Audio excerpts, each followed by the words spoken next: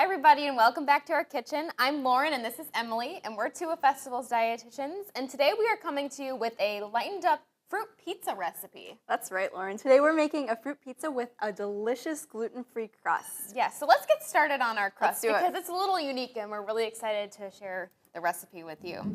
So today the two ingredients that are going into our gluten-free crust are dates and then cashews.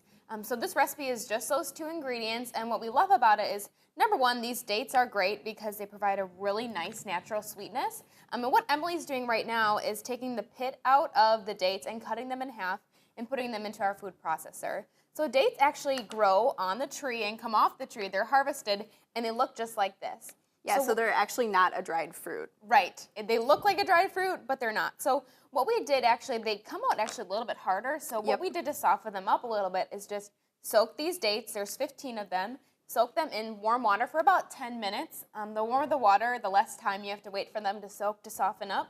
So we did that, and they're a lot softer now, and I'm sure you're experiencing that. They cut really easily. You're just taking out the pit right here, and these dates can be found, number one, in our natural organic department. So you can actually just go to the bulk bins, which I love. You can pick out your 15 dates for this recipe, throw it in your cart, and you're ready to go. Or you can actually also find them in the produce department in more of a packaged style like that, where you may have a little extras, but they're super great to use in recipes and just eat on their own too. Definitely. And we are pitting these today, but you can find them unpitted, or pitted, rather.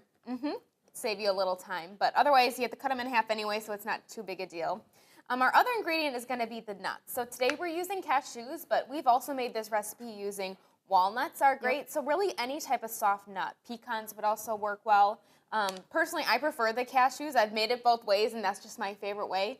But they really provide a nice flavor. Good heart-healthy fats in those. So that mixed with the nice natural sweetness of the dates makes a really nice crust, and it is gluten-free. So you can bring it to family gatherings and really not have to worry about somebody not being able to necessarily eat it.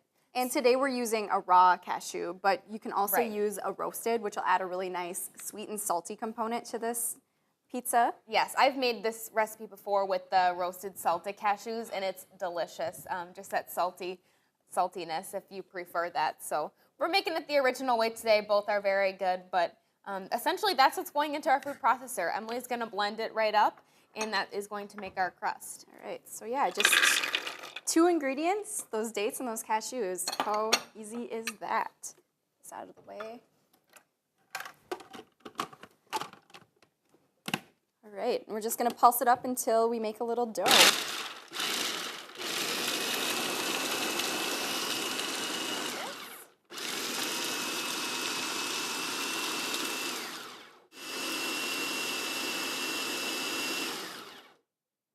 That looks pretty good.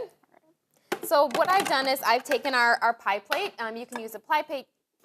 You can just use a regular baking dish or cake pan. Either works. Really, it's just going to vary based on how thick your crust is, depending on how large the pan is.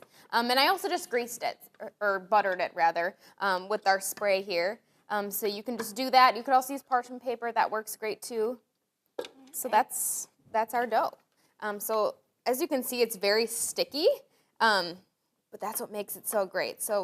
And that's just some of those heart-healthy fats from the nuts coming out. So you just really want to make this nice and even here.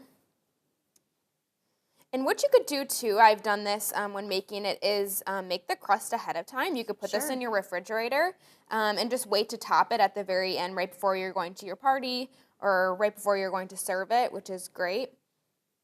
And there we go. We have our nice crust. All right. And as far as our frosting, today we're using something a little bit different. We're using some vanilla Greek yogurt. Yeah. I know when my mom used to make this when I was a kid, she would make a frosting of cream cheese and powdered sugar. So this is quite a bit lighter, and it provides a little bit of nutrition with it being the Greek yogurt and providing that protein. Yes, and you could certainly use a regular vanilla yogurt and not the Greek if you prefer that flavor. Here, I'll give this to you if you don't mind. But we like the Greek just because it's a little bit thicker.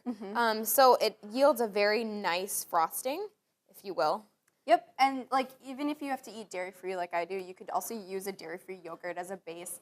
I really like the soy-based yogurts or Oh, even the yeah. coconut milk-based yogurts. Ooh, the coconut would be really good with this recipe. And you could use a strawberry too or something like Yep, that if you definitely wanted flavored. a different flavor. So that That's looks really good. pretty I'll good. do that for you. Thank you. So next up, we get to do the fun part. So this is great if you have kids at home and you want to get them involved in this piece, or if you just want to channel your inner artist and have some fun with it. creating some food Yep. art. Should we get Sure. tapping? So we're using some fresh fruits. We're also using a canned pineapple, and we're big proponents of all forms matter. So whether it's dried, you could certainly use raisins in this recipe. Yep. We've got the fresh, canned, frozen would work well too. Sure. Try to get a wide variety on here. And what's fun too is you can vary up the colors. Yep. So make it themed. yeah, if for you're doing different parties. a holiday or something like that. Oh, this looks really good. Maybe some green with the kiwis. Yeah, and just top it up. I've also, when I've made this before, put chocolate chips on. Ooh, that would be good. Just something a little Maybe bit some different. coconut. Yeah, you could do white chocolate chips.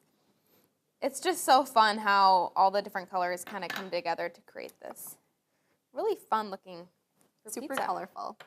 All right, so from here, I'm gonna just serve it up, just give it a little taste.